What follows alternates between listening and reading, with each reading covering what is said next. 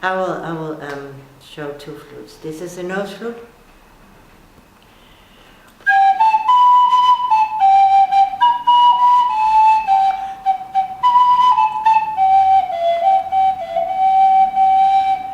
And this is a hand flute.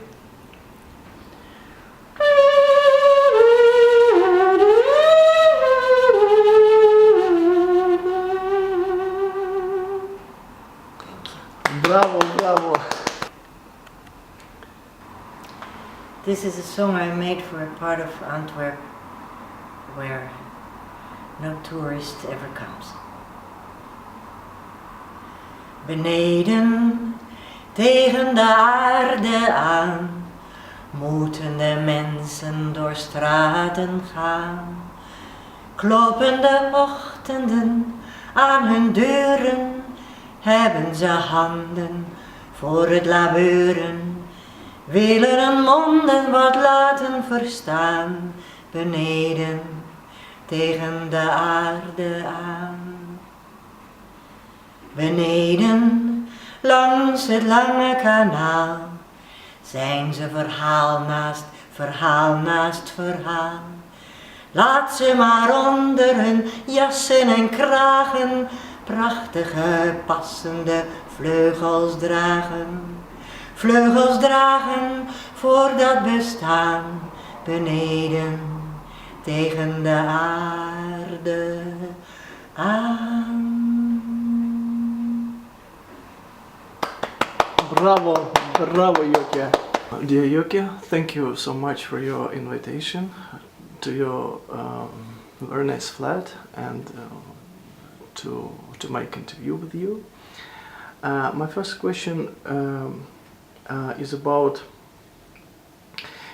your talents. Oh, that's what somebody wrote on internet. Yes. Yeah. I think they mean that I write and I make poetry and I make drawings and I do that for children and adults as well, which in my view is very nice because I see all the ages. You received numerous prizes. Yeah, that's true. How many? I don't know. I must admit I have received a lot of prizes. Yes. I don't know how many, but yeah, I'm glad I did because it's good for my work. Yeah. And what is the most important prize for you?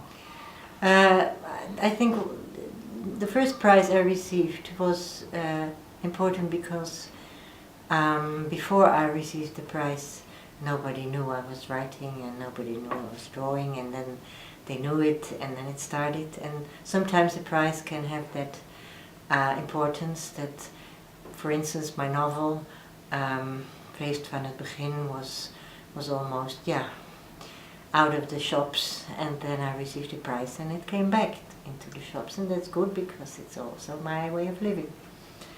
But I think what is also very important is when people just talk with you about your books and tell you what your books have been for them. And especially when you also write for children, and at my age now I hear a lot of young adult people, often very nice people who do theater and do all kinds of nice artistic things, and they tell me that yeah, my books have influenced them or have made them think or look in another way, and I think that's very, very nice to hear. It's my work, you know.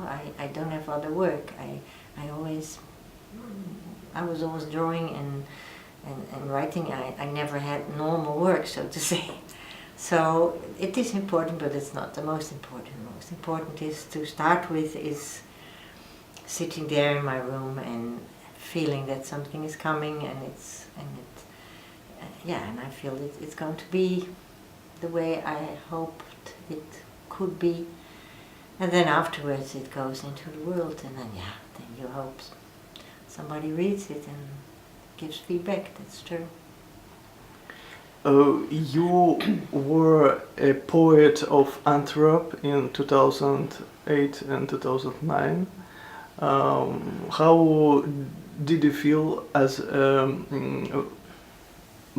main poet of this city? Yeah, what was very important and very nice when I was poet of Antwerp is that you, so to say, you work together with the people of Antwerp. There are a lot of, it lives a lot in Antwerp, so a lot of people or institutions, they came and they said, oh, can't you write a poem for us? And there were very different things, you know. I've written a poem for people, illegal people who live here. I've written a poem for people who have problems because they are misused in their use, but also architectural things and so on and so on.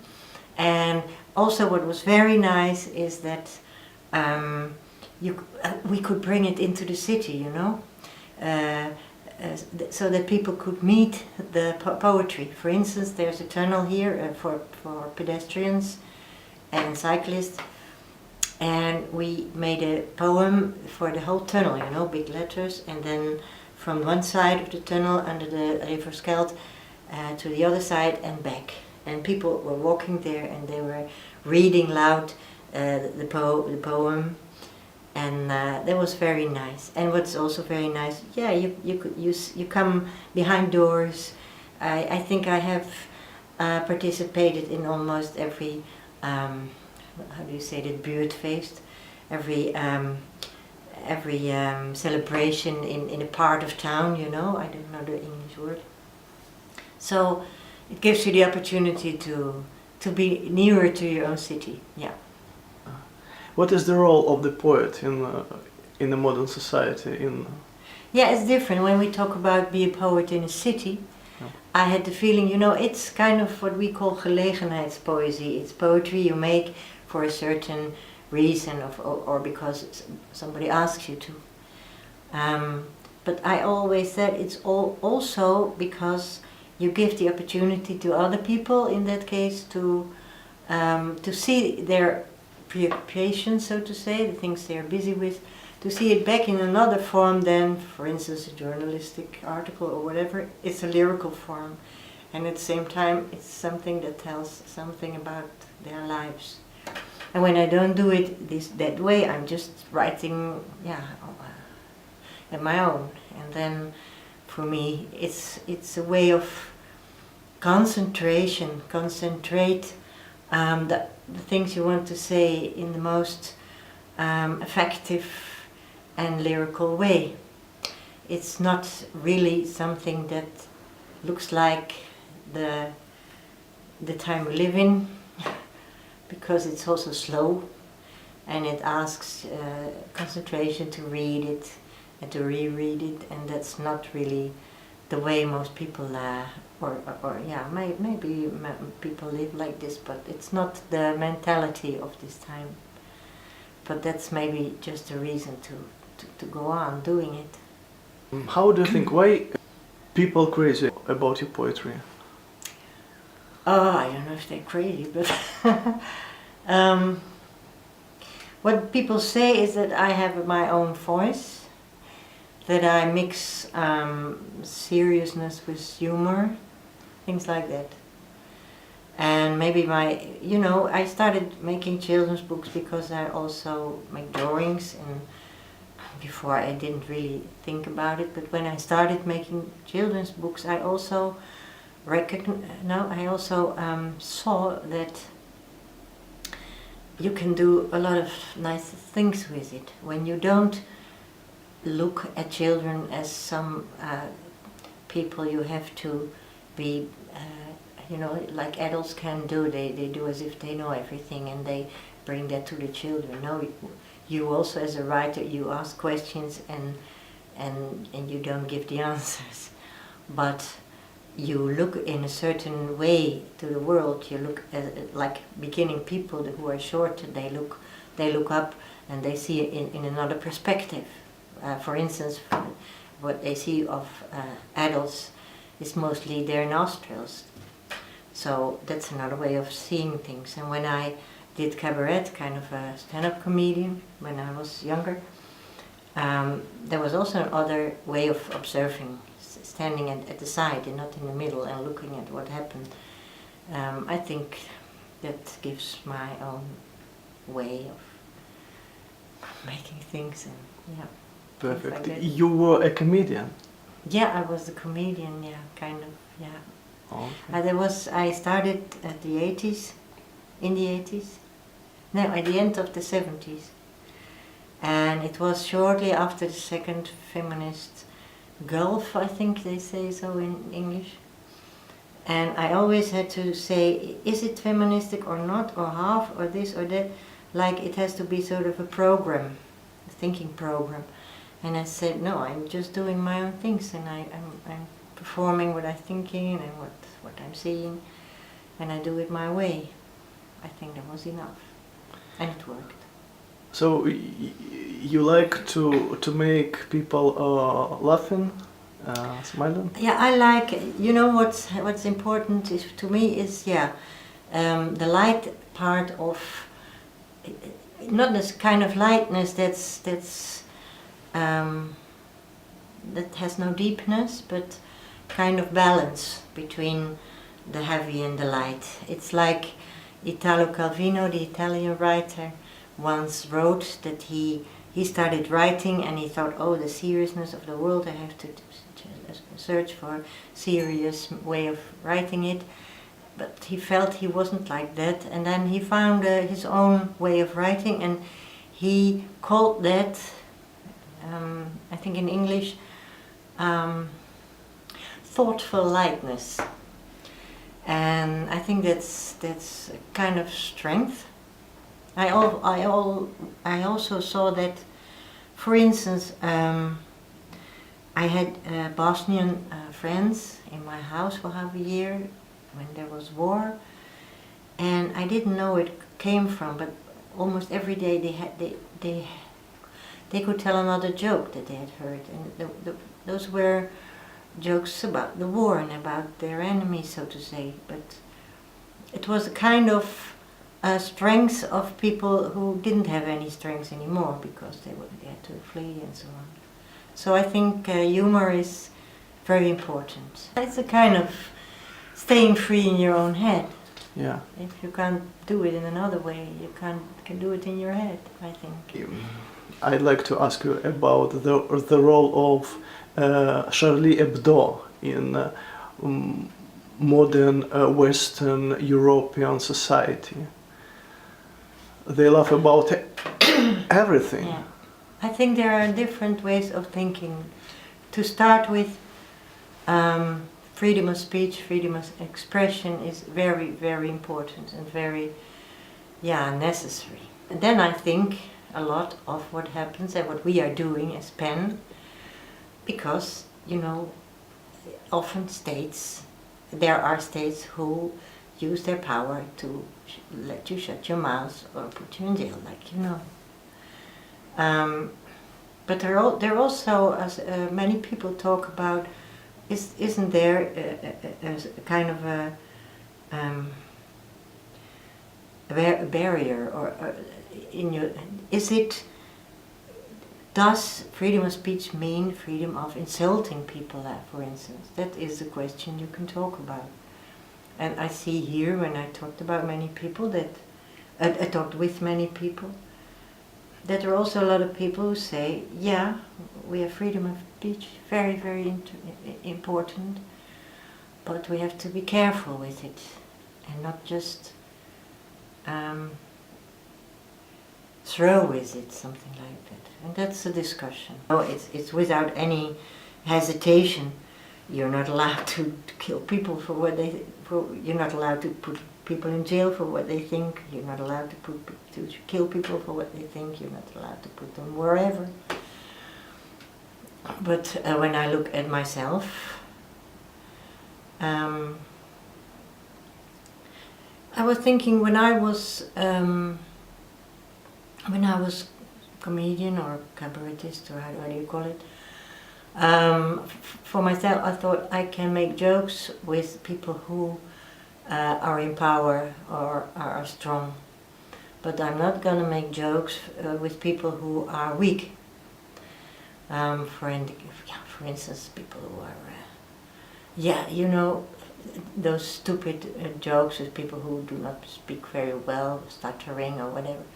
They made jokes like that's too. For me, that's too easy. That's much too easy. You have to make jokes with the strong ones or the powerful ones. I think so. So, do you have some taboos in, when you joke? I don't know if it's taboo. It's also kind of a feeling.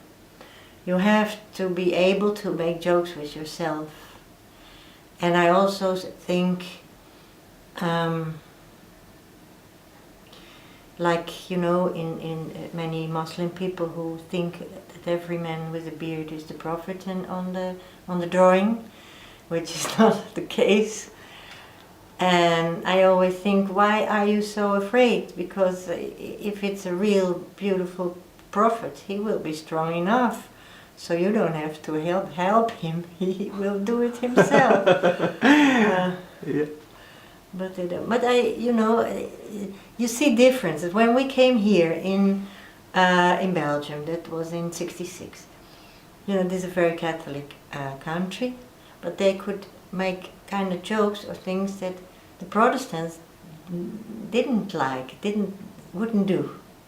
You know, my father was, and my parents were very open and dialectic in their way of thinking. But sometimes then my father saw a kind of an advertisement, and they had used the hand of God touching something to buy, I don't know what it was. And he could not he didn't like it. He said, you can't do that with the image of God. And here it was much easier. They also sold with Easter or Christmas, I don't know, but they sold little Jesuses of sugar or things like that. That was totally not done in the north, in Holland, in the Protestant. You know, so there is a different feeling of what you can do, but when you believe in what you think or what you are is strong enough, you must not be so afraid and not so be so angry. And yeah, the least thing is killing people for what they think. That's terrible. And what's the difference between Holland people and Flanders? Oh, it's difficult to say it so in one time, but they had a different history.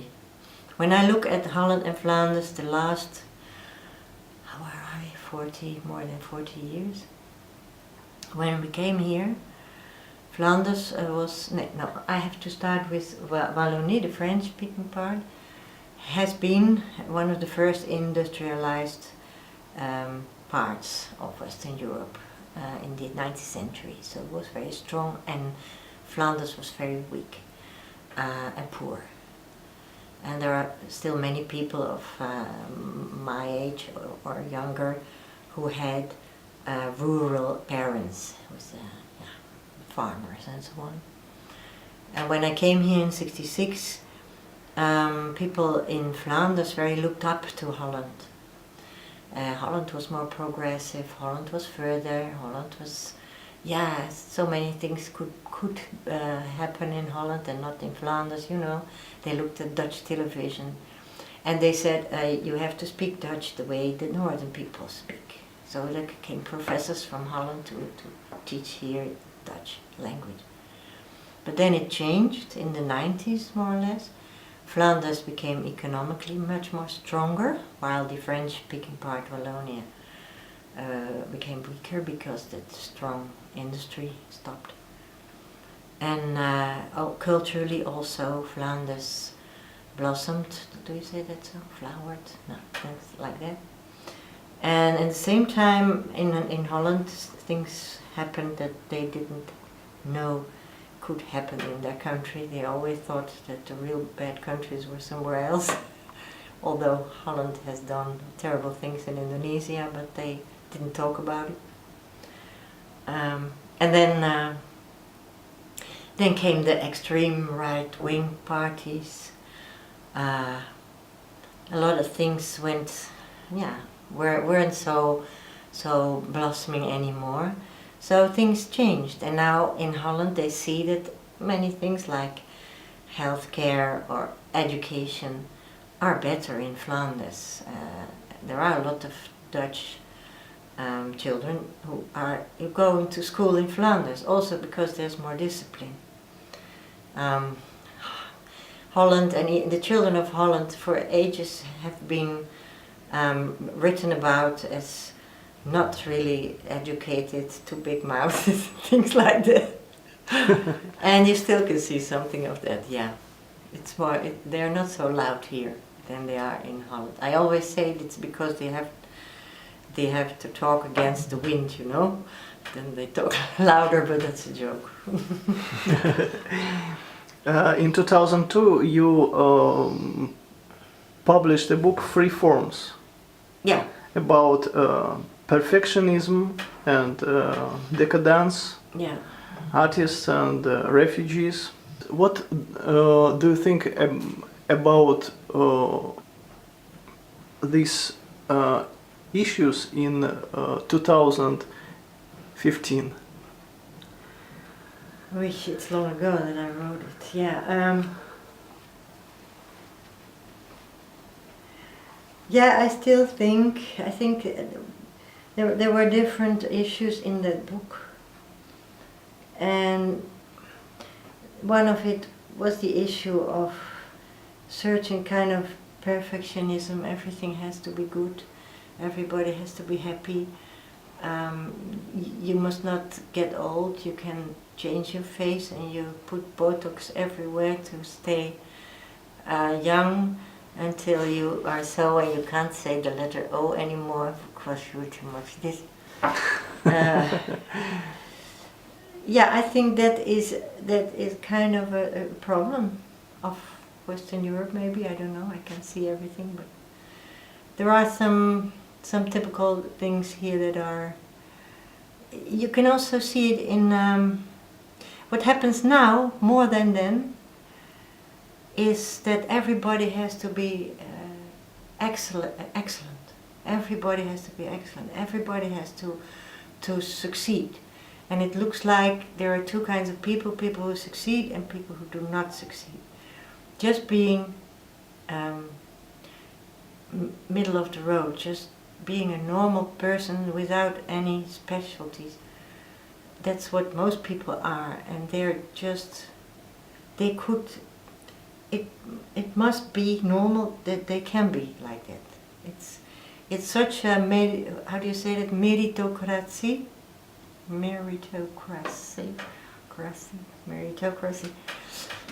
that people get stressed and they get, they're not, it's like they always have to show themselves as best and better and perfect and excellent and succeeding and earning, I don't know, but you don't see anymore what really counts.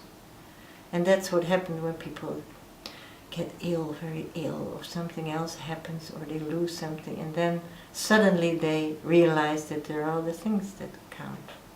Something like that. And a lot of people fall out of the, we say fall out of the boat. I don't know if they say that so in English, but people who feel like they're not needed, they're not good enough, they're often also boys who come, who have roots in Morocco or whatever, and even if they can a lot, they're able to do a lot, they say their name, and it's not a real Flemish name or whatever, and they don't have as many chances as others. And I think it has hardened. I think our society also has hardened. Less solidarity, less human values, so to say. But when you started, when you graduated university, Yeah. it was difficult for you to find a job as an No, artist? when I was graduated from the Academy of Arts, but that's Yeah. because it's, yeah, I wanted to bring my art somewhere, and I went to publishers in, no, first I went to publishers here. I thought I'm going to start with a children's book because I can draw and I can make text. But here it was before their great boost. So they always say it wasn't sweet enough, but I just didn't want to make sweet things for children. And so it took me a year, and after a year I hadn't found any chance, and my self-confidence was rather low then. I thought, oh, it's not going to happen. And that's why I started another study, just to lose that feeling of lack of self-confidence, and then it started. But yeah, but also, you know, it's a free job, so to say, and they didn't teach us anything about what can you ask for a drawing, how does it work, what are authors' rights. I didn't know at all. I had to learn it in practice, and I made stupid mistakes. Yeah. But you made yourself. I think I did what I wanted to do, and I went on doing this. I really thought, this is what I have to do in my life. I have to write, and I have to make drawings, and the other thing, like performing, that came more or less by, yeah, I did not organize that.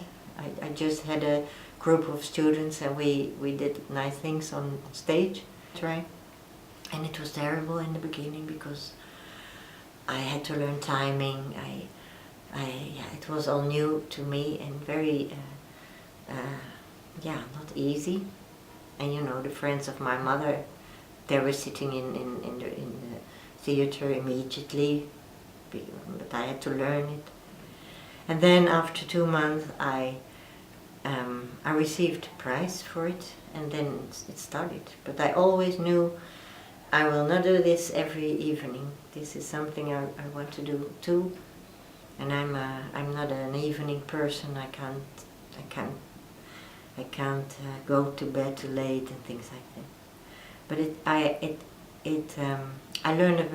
learned very much of it, because I had to learn to stand there wherever and go on, and not knowing how they would react. And it made me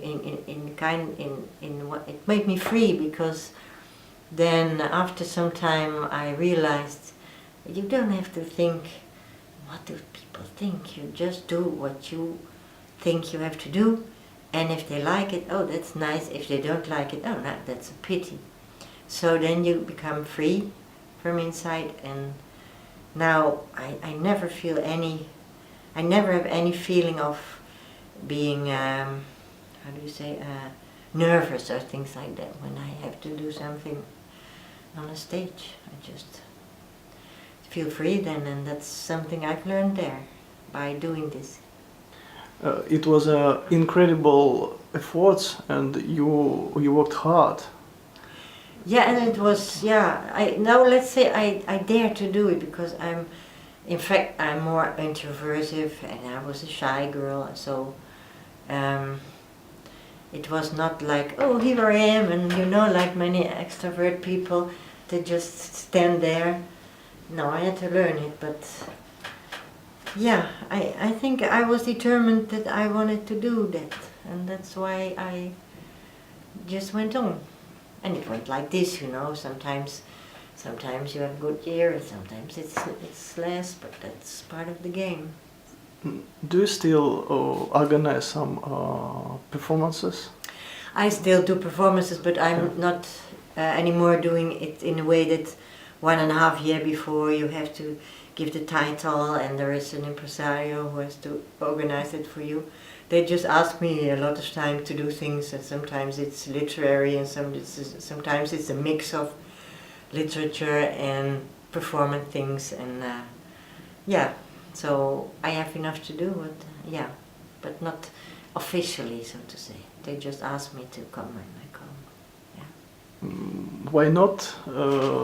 Because it's no, two reasons. Because it's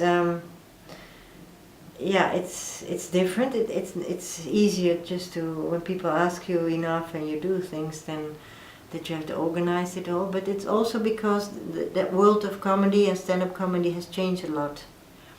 Now there are a lot of young people who are doing this. It's also a booming business. It's often another, yeah, my kind of doing it was also, was always a bit, it was with humor, but was also engaged with, yeah, the things I wanted to say. And now it's often just fun, and that's not enough for me. Then I find it more challenging to write a novel and to make all that complexity of a novel. So for me it's good the way it is, yeah. Your books have been translated into many languages. Yeah. Including Russian and some exotic like P.E.N. Papiamento. Yeah. That's one of the languages of the Caribbean. Yeah. Yeah. But yeah, especially many children's books have been translated. Yeah. Yeah, and you never know, when you don't know the language, you don't know if it has been translated well. But it's a nice idea. And even in Japan, where they read from the other side, so to say, than we do, they also had flipped over the drawings, that the drawings could be read like this. Funny, yeah. But I don't make them, it's easy for them because I play with the language and things like that, and that's not always easy to translate. You told about the mistakes you made. Yeah, I think when we talk about organizational things like your author rights and things, they could have told me before. But I'm not afraid of mistakes. I think things that go wrong often bring you somewhere else, and that's also the feeling that everything has to be perfect. No, that's not the way we live. So yeah, I made mistakes, but I'm not afraid of that. No. When you write and draw for yourself, that's also easy, because when I make a drawing and it's not good, I just make another one, so it's not so terrible. Yeah. So you see philosophically, yeah, on the mistake. I see mistakes. Let's say that you go a certain way, and then you see, oh no, that's not the right way. Then you have, for instance, my son, he has done several things, did not succeed. Now he's working very hard to have his study, and sometimes he says, yeah, it's a pity that I didn't, I lost those years, but I think at the same time that he has learned a lot of life, and is stronger because he knows how to handle when it doesn't go the way you want it. So yeah, that's also part of life. And that's also why I think people also always have to be able to get new chances also, and not put them away because they made one mistake. Yuki, what do you think about the goal of life? The goal of life, that's a big question. I think that we have to find it ourselves, that we are here, we are put here, And that's also like a game, because I'm here in Western Europe and somebody else in Tanzania or whatever. And I think, yeah, it's just very simple. Just try to make the best of it and try to think of the old adagium that people say, do to others that you want others to do to you. And that's simple, but it's a way of starting. And I don't think that the goal of life is becoming as rich as you can or things like that. You are a president of P.E.N. Yeah. of P.E.N. Flanders. We are a rather small group of volunteers, so to start. But I think it is. But I think it's good to know that we're part of a worldwide organization, and the aim of the organization is to make our view and to make our way of living broader, to meet each other, to not to think from your own country or your own small idea of thinking, and we can do our little things to support people who can't just have freedom of speech in the way that it's meant. That states and mighty institutions are not allowed to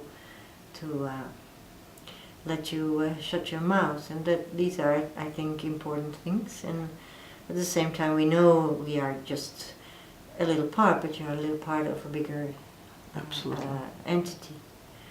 I've been I'm there now for 1 year, but before I have been active in Amnesty International for a long time. I even made a book out of a family I met because I did those things. And what I always say, and what people often don't understand, is in those situations that you do not only give something, but you receive a lot at the same time. So it's kind of a balance.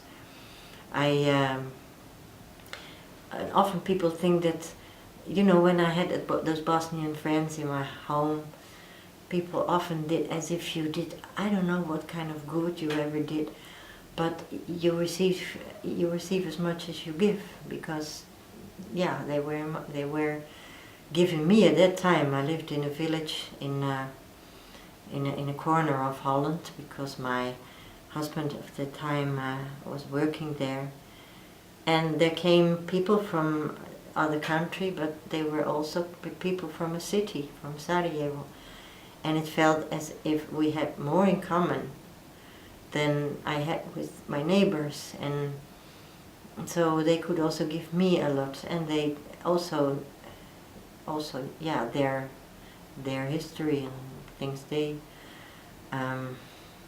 experienced. And sometimes it was so funny, because she could, you know, if so many people did so larmoyant, they say in French, and then she was always with kind of humor. She could react, because there were people who were bringing the most ugly and terrible and old furniture, and they asked them to be grateful, and she said, I'm getting so tired of being grateful. And then when one time, so they didn't have anything. They just had one suitcase with clothes. They didn't have much. Yeah, they had very little money. And then we went together to, she and I went to an art fair. And there was an art fair, and there were jewelry, very expensive jewelry. And she did something I never dared to do. She just went there and can I try that ring? It was a ring of about 100,000 euros. And then just with an air as if she could afford it, she tried the ring. Oh no, not my kind of ring, you know. And then it was so strong. It was so funny too, yeah. So you don't live in a tower. You are an active citizen too, and Yeah. And activist. Why it is important for you? I think it is something that my parents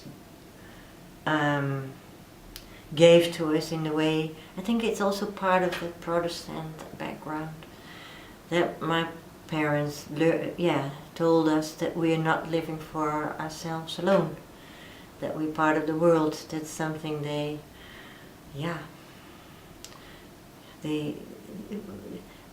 we saw it also, because when I was young, there also came refugees in our house, like from Eritrea or from South Africa.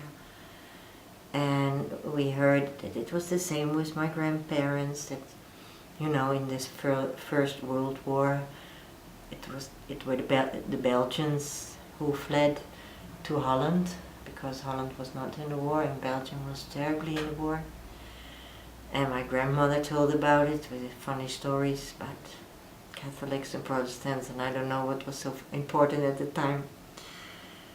So it was something normal, something usual, and not something strange or whatever. And so I think, I had good parents.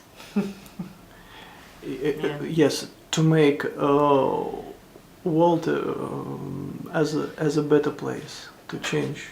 Yeah, I think that was a part of their way of living, and their way of religion was not at all, how do you say that,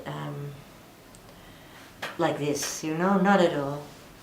I still remember that my father told a story he had heard. I don't know exactly how it was, but it was the beginning of the 60s, so it was the time of apartheid. It was the time when there wasn't equality between men and women. And then he told that somebody came to I don't know if it's a rabbi or a priest or whatever, and said, "Oh, you have studied a lot about God, so you can tell me how God looks like, what God looks like." And then the answer was, "She is black." And that was a story I heard as a child, and I never forgot, because although I did not understand everything, I understood that this is a way of thinking out of the box, and it's a free way of dealing with religion, I think. Although I'm not religious, I still remember this, yeah. You are not a religious person, but you have strong moral values.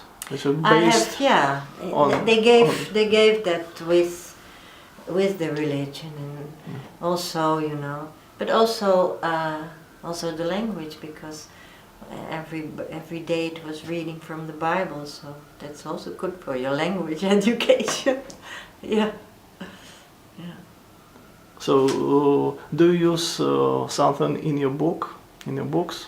Yeah, I have a poem and I use that kind of sculptural words that you learn then, together with the supermarket language, and so sometimes it comes back. Yeah. And when I have to go back from when I have a reading or whatever, or a performance, and I come back late in the car and I have to stay awake, then I can sing many Christian songs. That's the only time I use them, to stay awake in the night. Yeah. And who were your teachers, except your parents? There are always a few that you don't forget. Especially, I think of a teacher here in Brussels. You know, at that time the secondary school was very rigid, very hierarchic.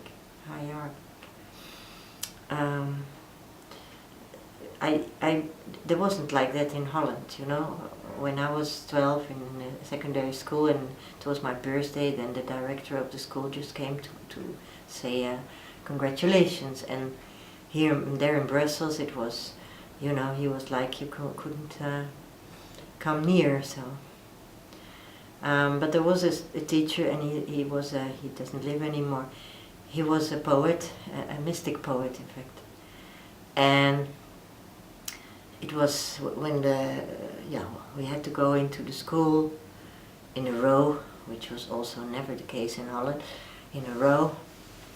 And he always walked before us, so and in front of us, like he was walking in a woods. Not you know, he was himself in that whole system, because it was kind of a rigid system. And he often also told us stories that were important to him, although they were not in the lesson program, just because he was interested in it. And these are the stories I remember the best from the whole school, I have to say. And these are people that gave me the feeling, okay, yeah, something happens, and there's some understanding of. But it didn't happen often. But there are always teachers who are important. Who also important was my eldest brother. He's a semiotist in Australia. But he's also a very good jazz pianist, and we had kind of a home orchestra.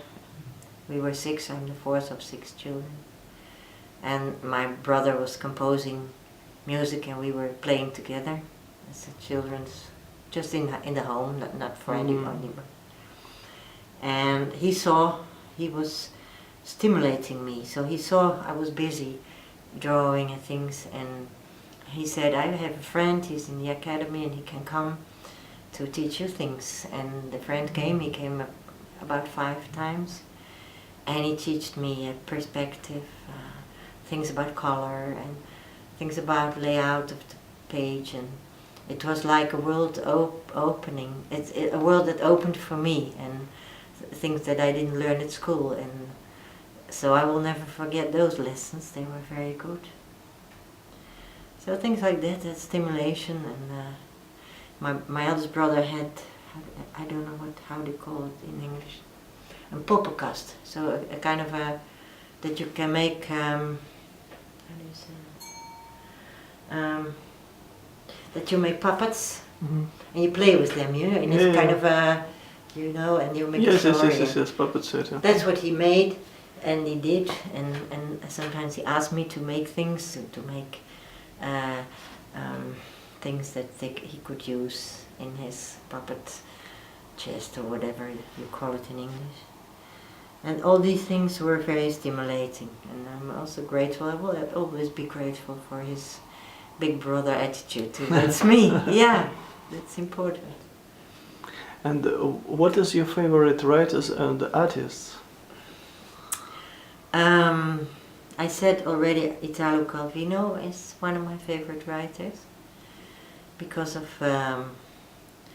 his imagination and at the same time philosophical and very original. When I was at the academy, I love the work of Ben-Shahn, although Ben-Shahn draws in a not totally other way than I do. And there was also a drawer, you say drawer?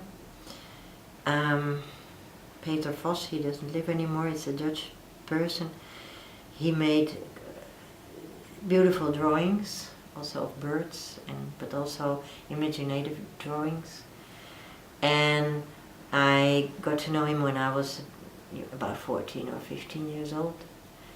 And he was that kind of drawer that you think, oh, later I want to do things like that. That's what I want to do when I'm big. And now it happens often when I'm big and adult that young people say, I looked at your books and I always thought, this is what I want to do when I'm grown up. So I have been inspired and I can inspire others. That's nice. Yeah, perfect. Yeah. Of course, of course. Yeah.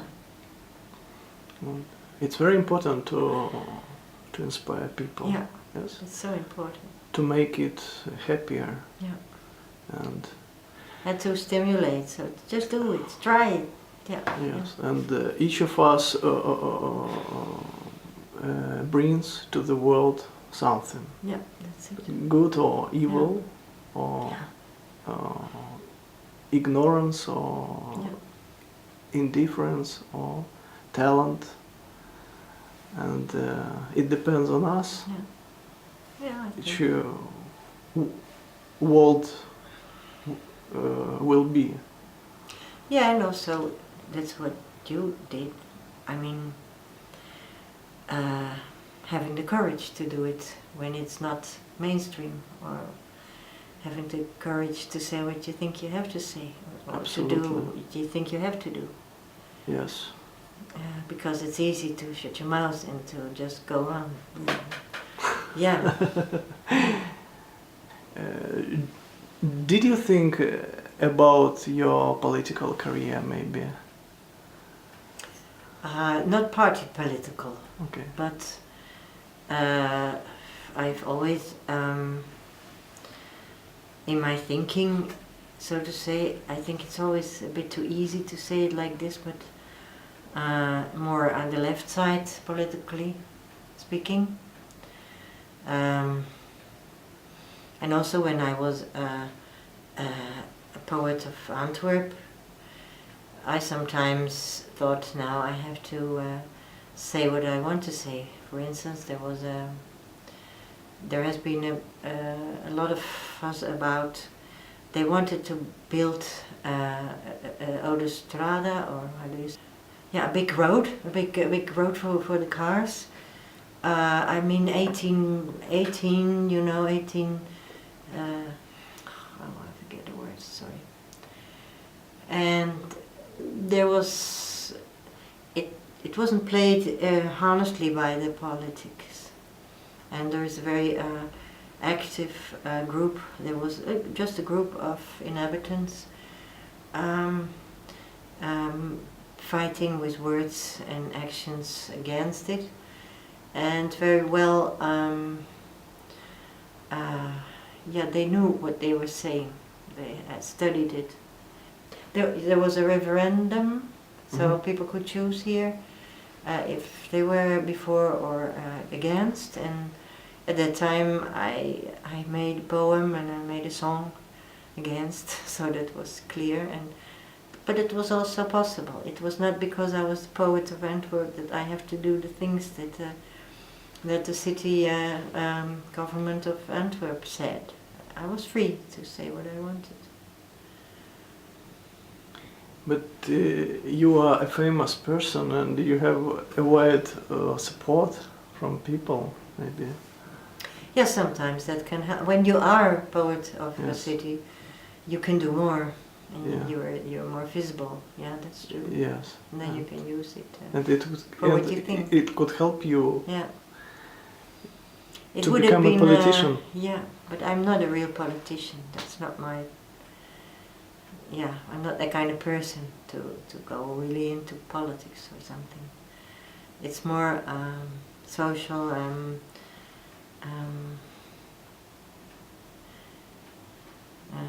engagement, so to say.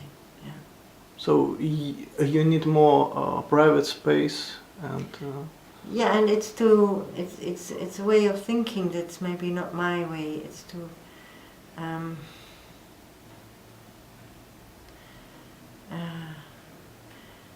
It's something, I think it's difficult to stay kind of dialectic in your thinking.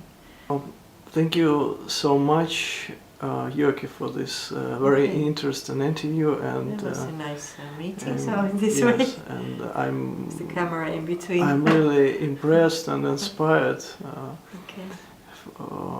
from your words and your opinions and thoughts. Okay.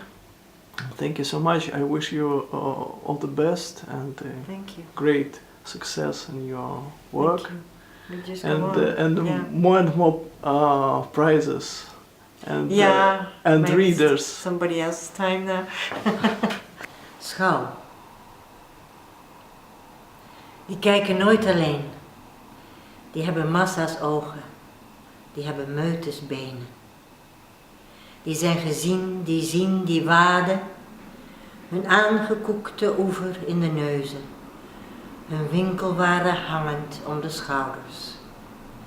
Die kijken naar wie kijken, hoe zij kijken. Naar wie lijken op niemand, iedereen. En blijven altijd kijken. En lijken nooit alleen. Zei ze hadden we nieuwe ontferming besteld wij. Ze zouden die brengen, de nieuwe ontferming, op vrijdag. Zeggen ze vrijdag, kan het op zaterdag? Zeggen we ja, maar dan wel in de morgen. Zeggen ze gaat niet, dat gaat niet de morgen. Zeg maar, maar goed, dan kom ik die zelf halen, zaterdag dan in de morgen, dat kan? Ja, dat kan, zeggen ze. Komt die daar zaterdag, nergens ontferming? Zegt hij, hoezo niet, die zou er toch wezen? Nee, die is er niet, komt u maar vrijdag. Zegt hij, wat vrijdag, ik moet die meteen. Zeggen ze, gaat niet, die is nog niet binnen. Zegt hij, u zei toch dat die er nu was? Zeiden ze, moeten we zeggen van niet dan? Wilt u dat horen? Van zeggen van niet.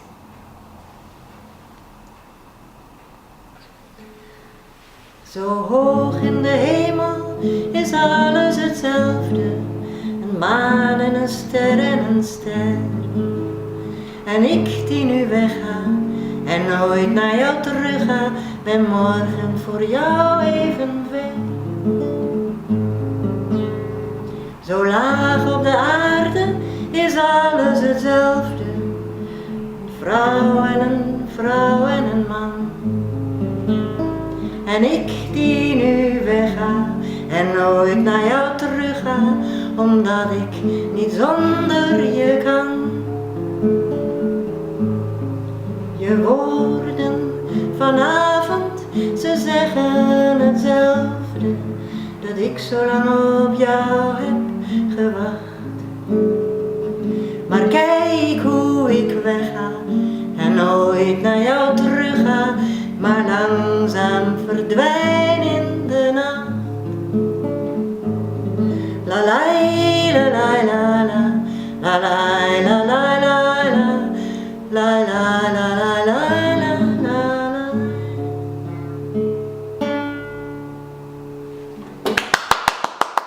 Bravo!